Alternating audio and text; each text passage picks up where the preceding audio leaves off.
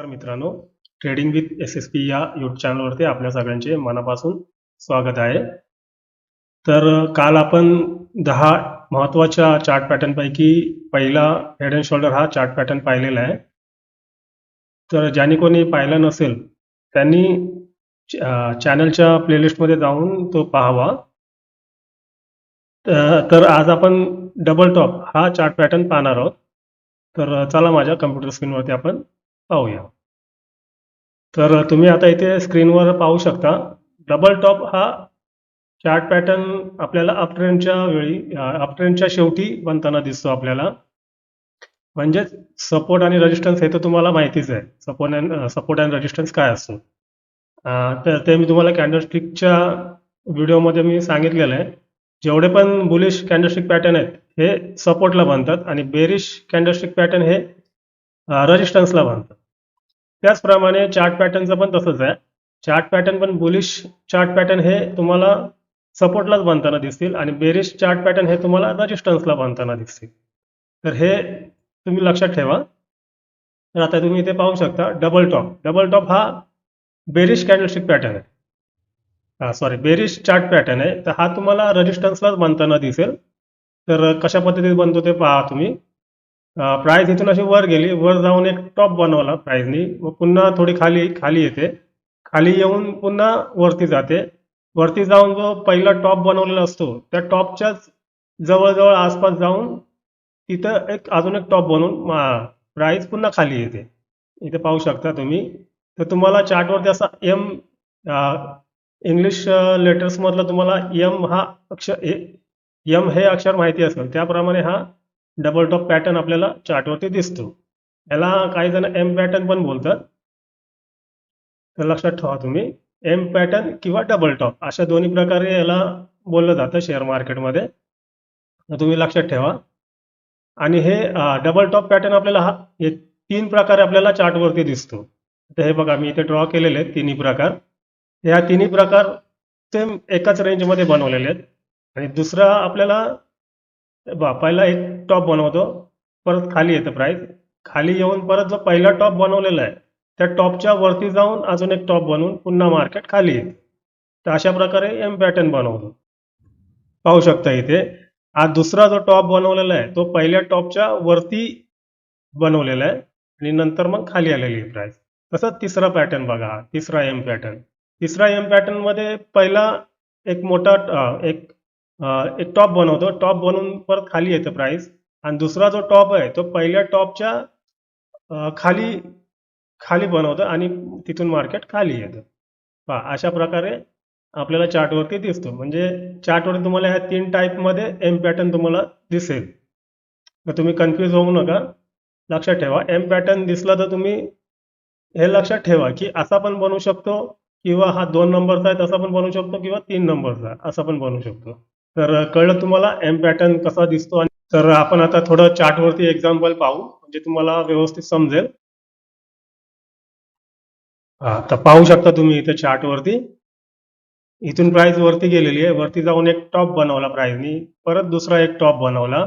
अशा प्रकारे 2 टॉप बनवून मार्केट खाली आलेलं आहे. म्हणजेच एम सारखा आपल्याला एक पॅटर्न बनताना दिसला इथे. यालाच एम पॅटर्न बोलतात किंवा डबल टॉप म्हणतात. तर आता ह्या आपल्याला एंट्री कशी करायची असते ह्या डबल टॉप पॅटर्नच्या याच्यावरती. तर ते पहा, आता इथून तुम्हाला एक ब्लॅक कलरची लाईन दिसत असेल गेलेली, तर ही ब्लॅक कलरची लाईन हिला नेक लाईन म्हणतात. तर आता जेव्हा केव्हा आपल्याला चार्टवरती असा पॅटर्न बनताना दिसला तर आपल्याला एक लक्षात ठेवायचं, ही जी नेक लाईन आहे ह्या नेक लाईनच्या ब्रेकआउटलाच आपल्याला एंट्री करायची. आता इथे तुम्ही पाहू शकता ह्या नेक लाईनला इथे ब्रेकआउट केलं, रेड कलरच्या बेरिश कॅन्डलने ब्रेकआउट केल्यानंतर बघा थोडंसं खाली येऊन रिटेस्ट केलं मार्केटनी आणि थोडासा वेळ घालवला, तिथून चांगल्या प्रकारे इथपर्यंत मार्केट पडलेलं आहे खाली. ब्रेकआउट झाल्यावर लक्षात ठेवा, जसं मी कालच्या व्हिडिओमध्ये तुम्हाला सांगितलं की ब्रेकआउट झाल्यावर तुम्हाला जी ब्रेकआउटची कॅन्डल आहे तिला जर रिजेक्शन तुम्हाला दिसलं तर वेट करायचं, रिजेक्शन नाही दिसलं तर तुम्ही बिनधास्त एंट्री करू शकता, किंवा दुसरा एक कॅन्डलचं कन्फर्मेशन घेऊन तुम्ही एंट्री करू शकता. आता पहा इथे रिजेक्शन आलं नाही कॅन्डलला, समजा इथे एंट्री जरी केली असती तुम्ही तरी तुमचा ट्रेड तुमच्या फेवरमध्येच गेला असता. ते दुसऱ्या कॅन्डलला थोडंसं बाहेरनी थोडं पुश केलं, त्याच्यामुळे इथं थोडं मार्केटने वेळ घालवल्यानंतर पहा नंतर मार्केट चांगल्या प्रकारे पडलेलं आहे खाली. तर समजलं तुम्हाला एम पॅटर्न मध्ये एंट्री कशी करायची. जसं काल मी तुम्हाला हेड अँड शोल्डर पॅटर्न मध्ये पण सांगितलं होतं. नेक लाईनच्या ब्रेकआउटलाच आपल्याला एंट्री करायची. थोडा वेट करायचा, रिटेस्ट केल्यानंतर आपल्याला एंट्री करायची. इथे पण पहा चांगलं एक उदाहरण आहे. इथून प्राइस वर गेलं, एम पॅटर्न बनवला आणि त्याच्यानंतर बघा नेक लाईनच्या ब्रेकआउटला नेक लाईनला ब्रेकआउट चांगल्या प्रकारे मार्केटने दिला आणि किती मार्केट खाली पडलेलं आहे पाहू शकता. पहा इथे थोडंसं फक्त रिजेक्शन आलं. जरी समजा तुम्ही या ब्रेकआउटच्या कॅन्डलला इथे एंट्री केली असती तरी इथून तुम्हाला इथपर्यंत एक चांगलं रिवॉर्ड भेटलं असतं. तर तुम्ही आता इथे पण पाहू शकता, हे पण उदाहरण पहा. मार्केट इथून वरती गेलं चांगल्या प्रकारे, डबल टॉप बनवला म्हणजेच एम पॅटर्न बनवला आणि एम पॅटर्नच्या बघा नेक लाईनच्या ब्रेकआउटला इथून चांगल्या प्रकारे मार्केटने रिवॉर्ड दिलेलं आहे. पहा इथे ब्रेकआउट झाली कॅन्डल, ब्रेकआउट झालेल्या कॅन्डल नंतर मार्केट पुन्हा थोडं रिटेस्ट केलं. रिटेस्ट करून नंतर मार्केट खाली आलेलं आहे. शक्यतो आपण ब्रेकआउट नंतर थोडं रिटेस्टची वाट पाहायची, म्हणजे थोडं सेफ आपली एंट्री होते. जे अग्रेसिव्ह ट्रेडर असतात ते ब्रेकआउटच्या कॅन्डललाच एंट्री करतात आणि जे पेशन्सफुल ट्रेडर असतात ते थोडा वेट करतात. ब्रेकआउट झाल्यानंतर थोडं मार्केटला रिटेस्ट करून देतात. पण काही काही केसमध्ये कधी काय होतं की ब्रेकआउट झाल्यानंतर सरळ मार्केट खाली येतं, मग तेव्हा आपल्याला एंट्री घ्यायला वेळ होतो. म्हणून काही काही जण लगेच ब्रेकआउटच्या कॅन्डललाच एंट्री करतात, पण कधी कधी त्याच्यामध्ये ट्रॅप पण होतात.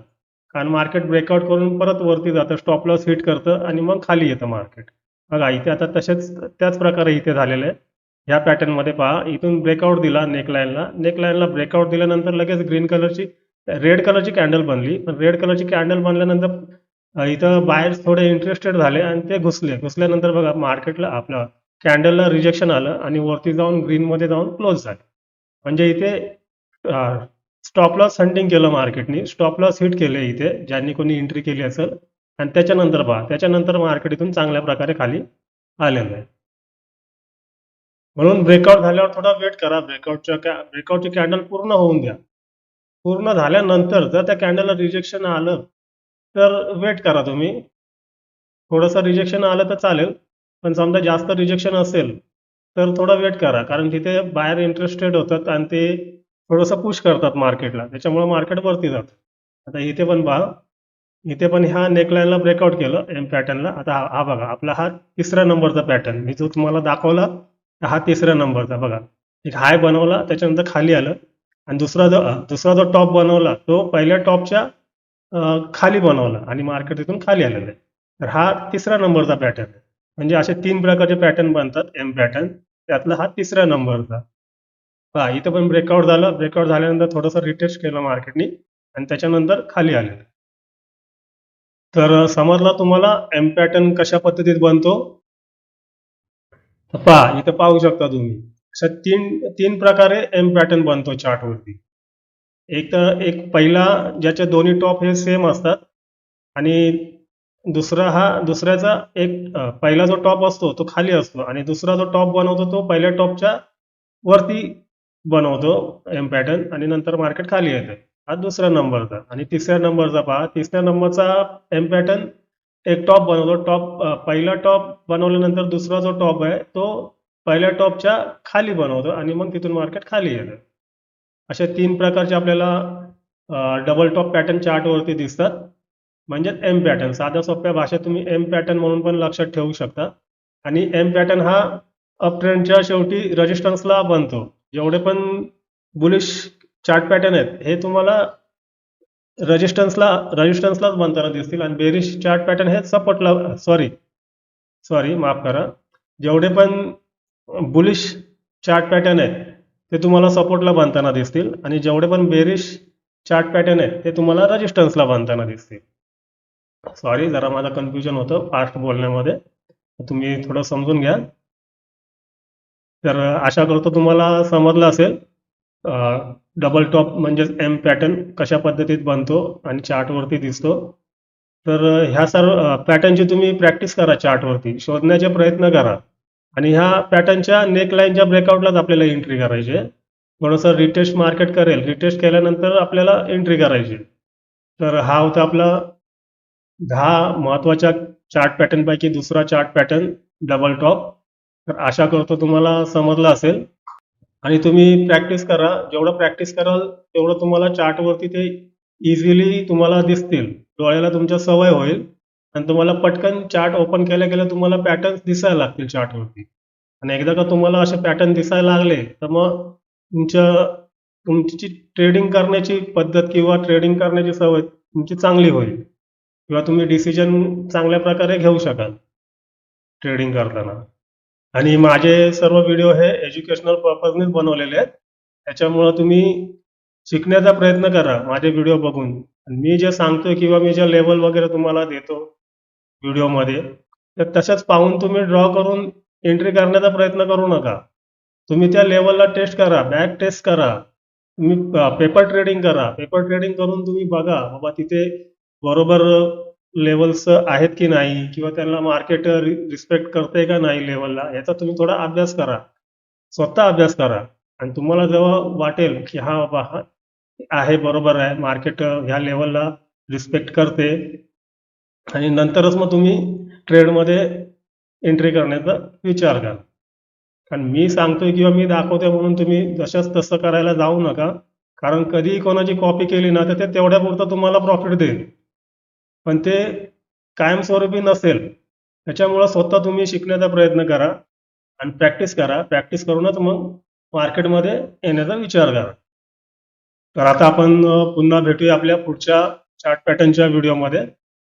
तर हा व्हिडिओ जर तुम्हाला आवडला असेल तर लाईक, शेअर आणि सबस्क्राईब करा. धन्यवाद.